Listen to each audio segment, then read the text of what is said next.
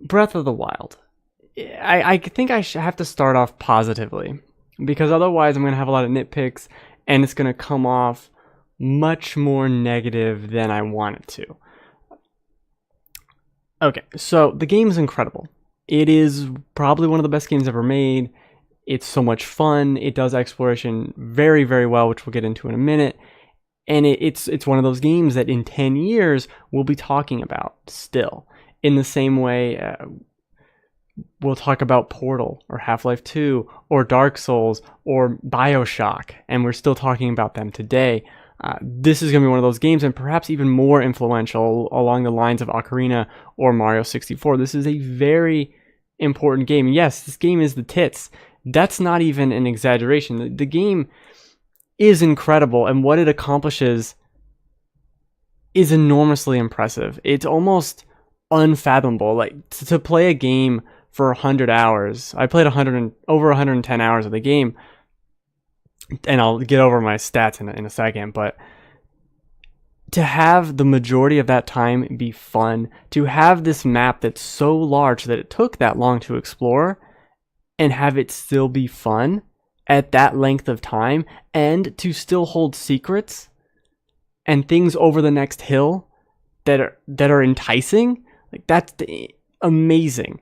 There's every single moment of exploring this open world was a joy to me. That, I think, is the best part of it, is seeing the hill. It's not that you can see every hill you can see to you can go to.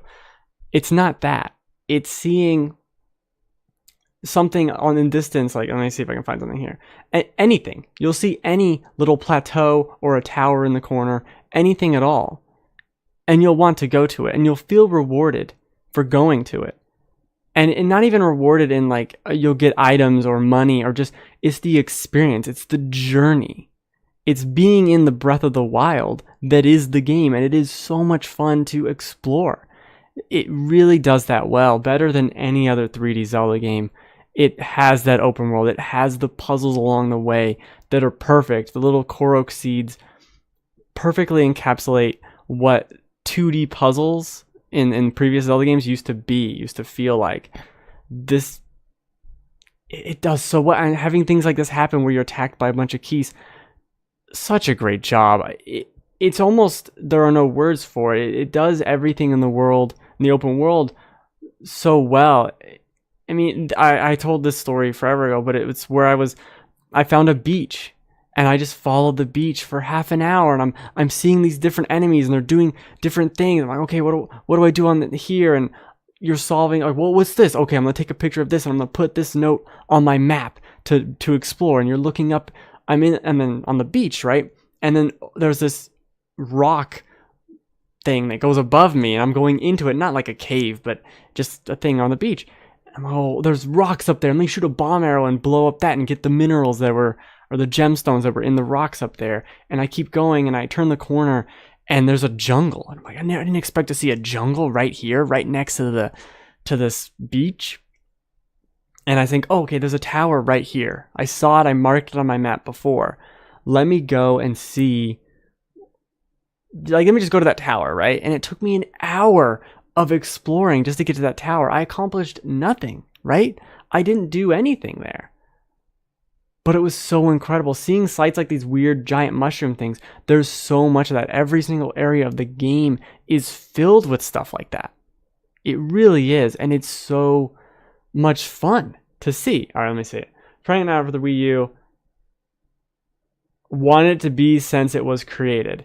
That is a very good point. This is, and I'll get into kind of series staples and like complaints I have with it, but as an open world, as an exploration type of game, like, you got to think about it.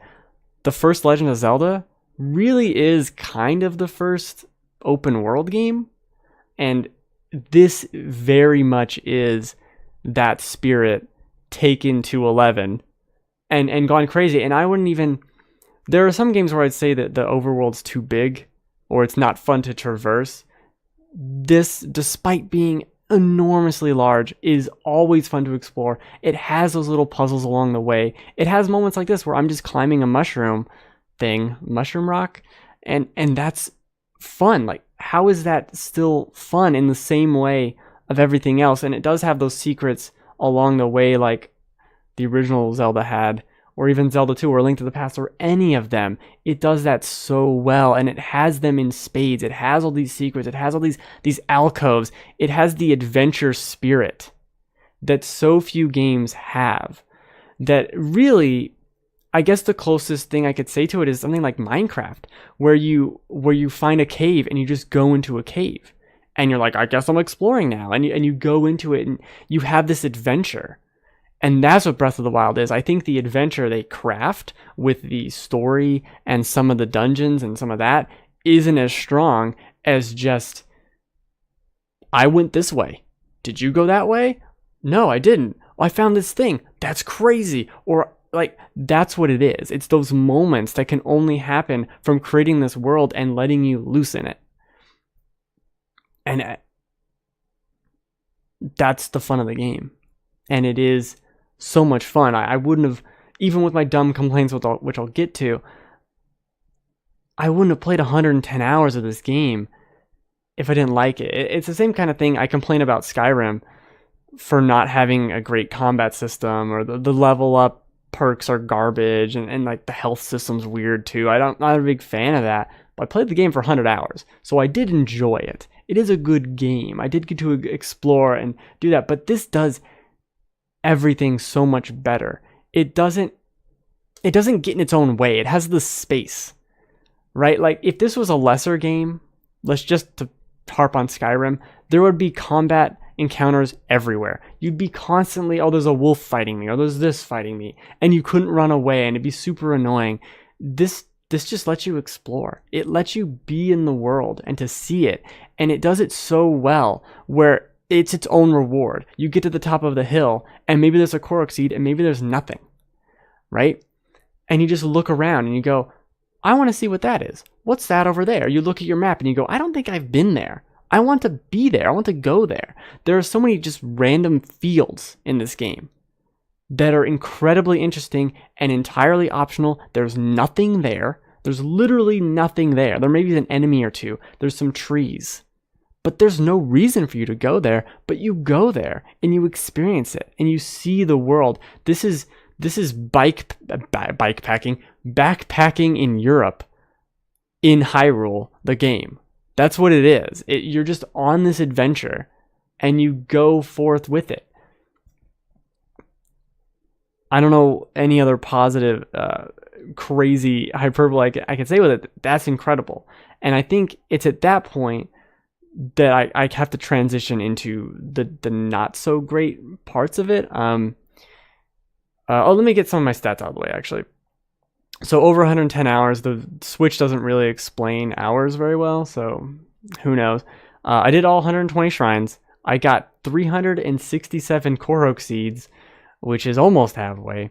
I did, according to the game, it tells you at the end, I did about half the side quests, and I'll explain that in a minute. And I got, the clear percentage when I beat the game was 55.08%, which is pretty good, I think, considering 72% of the total is Korok seeds. I'm not doing all that. And you don't need to do all that even to unlock everything. Anyway, I guess let's start with the side quests, right? Because that kind of starts with the problems. The side quests are interesting. Some of them are pretty fun. Some of them tell interesting stories. Most of them are kind of throwaway and unnecessary, and they don't offer any reward. I don't know if you'll see it in this video, but for the vast majority of the game, maybe the last 60 plus hours of my playtime, I had not thousands of rupees, tens of thousands of rupees. And at the very end of the game, I sold a bunch of my amber and gems. I have 70 grand in rupees, so I don't need rupees. So these quest rewards are meaningless. There's no reason to do this quest other than to do it, which is fine. And I understand, like, oh, maybe I want to help this person out just because it's fun. It's fun to check off that box, right? And I don't disparage that. But there's no reason. There's no even minimal reason. Like, oh, here's 100 rupees. I'm like, man, I will throw away 100 rupees I am rich as fuck in this game. I don't need your rupees. And when the vast majority of the quests feel fetchy and just kind of, oh, did you take a picture of this over here and then take a picture of this over here and come back to me. And I'm like, all right, fine. And you do it. And then like, oh, here's 100 rupees. Here's 300 rupees. I'm like, great. That took me half an hour. I get nothing for it. It's not even like I learned a bit of lore or something about the world. It's just these people that were looking for skeletons and I took a picture. And I think that's a problem to me. Like, why all these side quests are meaningless. You go in Ocarina of Time, you go to Kakariko Village, and you find that I want all my Kukos, they're run away. Okay, I'll help you, fine. And you get a bottle, right? Like, oh, this is something. What does this bottle do? Oh, let me see. Oh, I can catch things with it? Oh, that's really cool. And you start having quests like that where they give you not even necessarily an item, but something tangible as a result that you feel rewarded by, instead of this pittance. And I won't even bring up Majora's Mask, which is an entire game of great side quests with story implications and these characters that people love. There's nothing in this game like that. Not even close. These quests, besides the shrine quests, there's no reason to do any of them. There's 2 quests that get you the snow boots and the sand boots. Those are useful. Those you should definitely do. Those have tangible results. You're able to run in snow or sand like normal instead of being slowed down. Fine. You're running a lot in this game. That makes sense. But everything else doesn't have a reward. Doesn't have any reason for you to do it. And that gets into one of my bigger complaints with the game, is by removing pieces of heart and things like quivers or bomb bag upgrades, even wallet upgrades, which I always hated. Don't go back and do wallet upgrades, but the quiver upgrades maybe. But things like that, upgrades, things that you find in the world, something like, oh, I wonder if I shoot this with my bow, it starts a mini game, and then I shoot it again, I'm scoring points, and if I get enough points, I get a better quiver. There are things like that in this game. They don't give you anything. Like, there's a man who challenges you to a foot race. If you beat him in the foot race, you get nothing. I think he gave me money.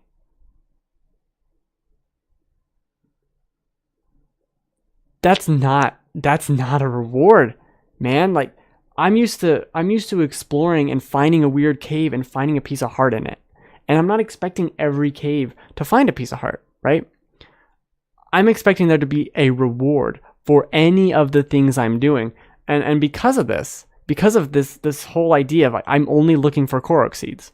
I'm only looking for shrines. And after that, there's nothing to find. There's nothing I need to be looking for at all. At all. There's nothing there. I don't know, what was it, 30 something hours into the game, I stopped fighting enemies. For several reasons. The equipment degradation makes fighting not fun. I do enjoy it. I'm fine with the equipment breaking. I don't mind that. But I'd fight these enemies, right? And they have their little skull base, and you fight them, and you'll break a weapon or two, and you'll pick up a weapon or two. It's a net neutral. Like, it's not positive, it's not negative. You'll end up probably with the same amount of weapons as you had when you came in, right? Maybe you'll lose some health and whatever. And you'll get a chest at the end that opens up after you've defeated all the enemies in the area. And inside the chest will either be a weapon that you're going to have to scrounge around in your inventory to make space for, or a weapon that's terrible, so you don't want it, or a gem that you already have hundreds of, or money, which you don't need for anything. You don't need money. You're going to find enough. You can sell a bunch, as long as you're playing the game kind of normally, you'll find enough gemstones to be pretty damn rich. I mean, I threw 10 grand at the fairy who revives your horse, never once used her to revive any horses. None of my horses died. Anyway, I just threw the money. I was like, I don't have anything else to do with this money. Take it. Just take the money, fairy. I don't care. And that's not a good economy. And I guess back to the other point, I ran by all these combat encounters because I knew for a fact every single time I found a skull on the map with a bunch of enemies surrounding it, or their weird treehouse for structures, Every single time I found one of those, I knew 100% for certain there was no reward there. There was going to be nothing there that gave me anything worthwhile at all. Nothing. Any reward I got from that, not substantial at all. Oh, I got a better sword. I didn't need a better sword anymore. I've got enough swords, right? Stuff like this, these Talus, or the Hinoxes or whatever, I'll fight them because I think it's fun to fight them. I think a lot of like the Hinox fights I've had, or the giant skeleton, whatever, I forget what they're called. A lot of those fights are better than a lot of the bosses in the game, which I guess I'll also get to. But these give me rewards. This guy gives me a ton of money, and as much as I said I don't need money, it is fun to kill him and to get all his money. Fine with that. Because there's a bunch of rewards for that. The Hinox has a bunch of weapons, and it also feels like I'm checking something off on the map. You know, this guy is named, he's got a health bar, it says where he's from, there is some kind of thing for beating all of them or beating a lot of them that I forgot to look into before I did this, but whatever. It's more rewarding than those random encounters you'll find because there's no reason to it. Any single chest I see in the world, every single one, none of them have a bottle in them, a quiver upgrade, a piece of heart, a stamina upgrade, a piece of equipment. None of them do.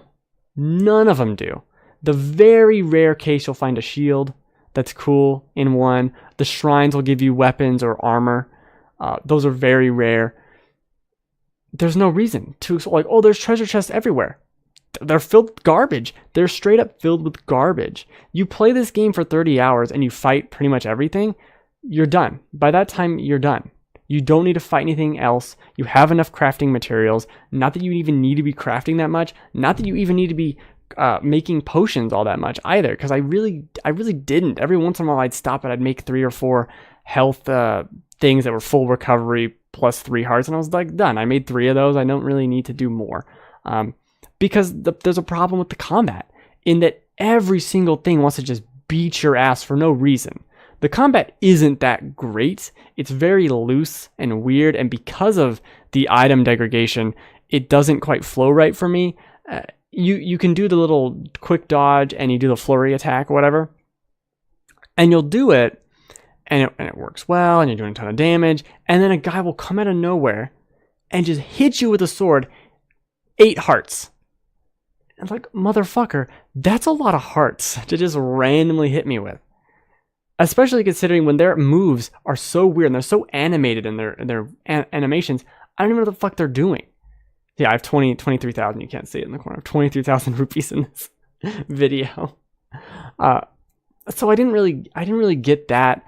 I do like the combat. I do like fighting the bosses or the Hinoxes or all those things much more than the moment-to-moment combat. I think at the beginning of the game, the combat's stronger because it doesn't have these random enemies that are like, oh, I have 7,000 HP.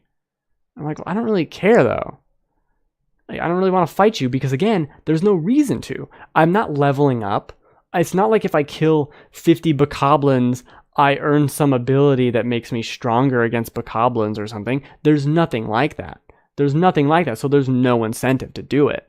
And it became... there was so much game to explore that I'm still enjoying the exploration, but I'm running away from everything because it's a waste of time. It's a waste of my time to do it, which is weird. And I also think having, I guess to go back to the healing potions and stuff, I think having the idea that you need to carry 12 potions with you to heal during a combat encounter or to climb better, I think says more about how broken the system is than anything else. If you need to carry a bunch of health packs around, your combat probably isn't optimized quite right.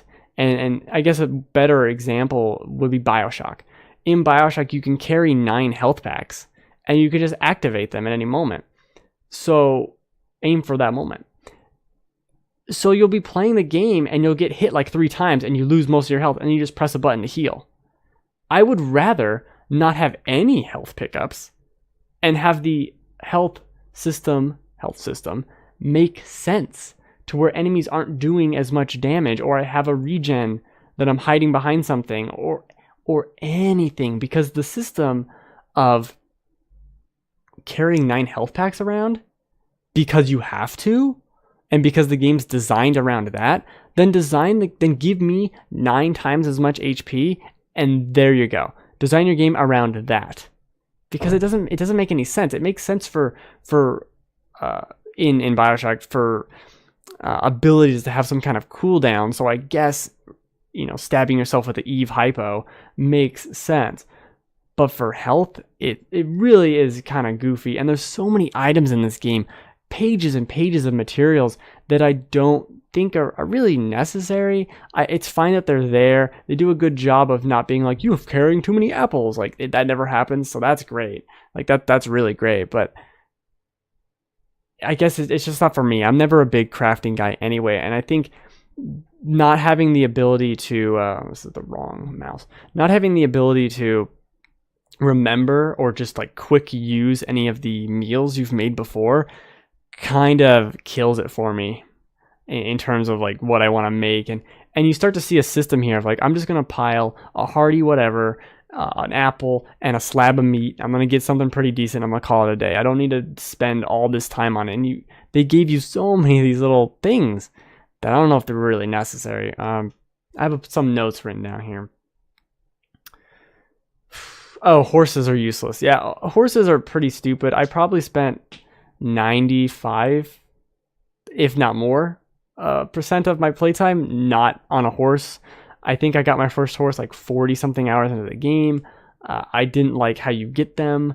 You have to sneak up on them or whatever and then soothe them. Like, it doesn't really make a lot of sense. It's not explained very well. And then once you get them, they control very weird. It took me a while to understand, like, oh, I'm being dumb. And then there's a lot of areas in the game where horses aren't really gonna work too much for you. I think I enjoyed taking pictures of everything like a maniac more than I enjoyed horses in the entire game. And they kind of just get in the way. The fact that they can die, but do they even have health bars? I don't even know. It's such a weird thing to me. But they're there and they're fine, and I guess it works, and I guess people like that. I don't know. It's not for me. The horses, not for me. I think you can run throughout the world, and I did, just as easily, because the whistle doesn't magically make your horse come to you. It's still on the map somewhere. So if he's really far away, which probably is, you're not gonna get him. You can't fast travel with your horse, so why? Like, I don't get it. It's kind of dumb and annoying to me. This is me. I think I got stuck on this puzzle, or I was solving the alternate thing. That's what I was doing. There's also the case, and this is the case with a lot of things in this game. The monsters that come out at night are incredibly annoying. It's so dark at night. Every single game seems to suffer from this problem at making nighttime so dark it's uninteresting. And it completely kills the art direction of this beautiful game. It's a night. I can't see anything. I'm being attacked by stupid skeletons that offer no rewards. They have trash weapons half the time. They're just there to be annoying. Or they randomly get you with a sniper shot, and it's like 10 hearts. I'm like, what the fuck is this guy doing? And in a world or in a game where your weapon has a number next to it, right? And it says it's 52 attack. And I can see an enemy, and I can see his HP, and I can hit him for 52 damage. I know that. 1-to-1 comparison there. But my defense is 25. And I have no idea what that means, right? No clue at all. Because I don't have numbers. I don't have a health bar up here. I don't have a health bar. I have hearts. I don't know what 25 defense does for 16 hearts. I don't know what that means. Okay, is each quarter of a heart 1 defense? I don't know what that means, so I can't prepare for anything. It doesn't make sense to me, and I'm not gonna fucking look it up, because that's ridiculous. I already talked about pieces of heart being missing. I think that's the biggest kind of issue I have with it, is as much as exploring is fun, and it does so well, the missing pieces of heart really kill a lot of the exploration. in a way, it's a blessing, because if the world was this large and you still had to explore for pieces of heart, it could be annoying. Then there's the Korok seeds, so I don't know. They're kind of hedge their bets on that. I guess I should talk about shrines since I was just in one. I did all 120 shrines. There's probably about 20 combat shrines. I think there's too many combat shrines, especially towards the end of the game. It felt like I was doing like, this is a combat shrine, this is a combat shrine, this is a combat shrine. It's like, damn, there might even be more than 20. There might be 30 something combat shrines. There are a lot. And I like the combat in those shrines. There's just too many of them, and they all pretty much feel the same. Then there's also the issue of some of these shrines being really big and expansive, and those are synonyms. And so you'll be going around the world, or going around the shrine, and you're solving this puzzle, and then you're going to the next room and solving another puzzle, and then there's another puzzle, and then there's another puzzle. Like there's multi puzzles here, and that's awesome. And then you'll get into a shrine that is literally one room, and you go, oh, I wonder if I do this. Okay, you did it. All right, goodbye. And I'm like, wow, that's included in your 120? Like, this 120 number easily is twice as many as it should be. And I think that's my biggest problem with it. It's not that there's too much to see or too much to do or whatever. It's that some of this stuff is just very forgettable. There are so many shrines. I could tell you about, even in a Zelda game I played once, well, Spirit Tracks. I could tell you the last dungeon, that's not the final dungeon, but the one before it, is this sand dungeon where you get the sand rod and you're raising sand to make weird platforms for yourself to walk on. Like, I could tell you parts about that, but about these shrines, I don't know. I really couldn't tell you much about a lot of them. I could tell you ones that annoyed me to get in. I could tell you about Eventide Island. I could tell you about the one that's really dark and you have to have a torch the whole time. Like, I could tell you about those, but there's 120 of them, right? And I'm very proud of my picture. The 120 of them, and so many of them are just unnecessary and completely forgettable. And then we get to this beast right here, the divine beasts. I think I'll remember them overall because of what they were, but man, are they underwhelming. They don't have keys. They don't have a dungeon map like they do. It's this shitty Metroid Prime imitation map that doesn't work right, especially when you go to the final dungeon in the game. That's just this large map that you can barely navigate because you can't zoom in on it and you can't look at it at all. And it's flipping and rotating. It's ridiculous. But anyway, these divine beasts, despite the one novel thing they do and play with in each one, utterly forgettable. Just completely, like, these are maybe some of the worst Zelda dungeons, which is weird because some of the shrines are some of the best Zelda puzzle dungeons, and like the Korok seed stuff are great puzzles. So it's very strange to have some of the more forgettable moments in Zelda be surrounded by some of the more memorable ones. That I don't want to spoil any of the divine beasts, but man, is it really not? Calling them dungeons is not an insult to other games in the series, but it almost is. They're not as developed. They barely use your items at all. Maybe a couple puzzles here and there. You can kind of accidentally do a lot of the things, like the puzzle hinges on the one movement mechanic you get in each one. And they're really a missed opportunity, and I'm actually going to go into that in the next part of this, after I close out the review. Item